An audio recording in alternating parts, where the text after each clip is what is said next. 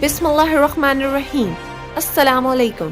This is Maryam Sajjad from CID News Network, Islamabad.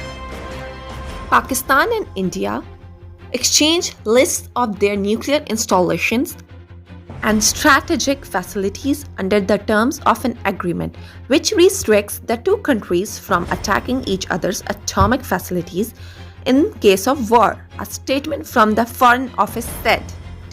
In Islamabad, Prime Minister Imran Khan said the Pakistan Democratic Movement was part of conspiracy against him and the armed forces and asked the opposition to cite an example where the military has transgressed from its powers and backed the government. The military will stand with any prime minister who works for Pakistan's betterment, he said while talking to a private news channel.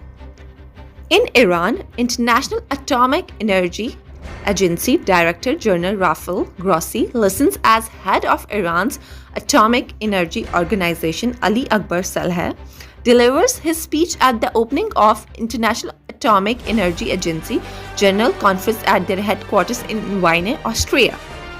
In UK, England Union poised to advise teachers not to return to classrooms. The government faces a major revolt from teachers over its plans to reopen schools. As the Observer understands, the UK's largest teaching union is poised to caution teachers not to return to their classrooms on Monday over safety fears. In India, New Delhi, Union Health Minister Dr. Harsh Vardhan on Saturday stated that COVID-19 vaccine will be provided free of cost across the country. In Afghanistan, fifth Afghan journalist killed in 2 months in series of targeted attacks.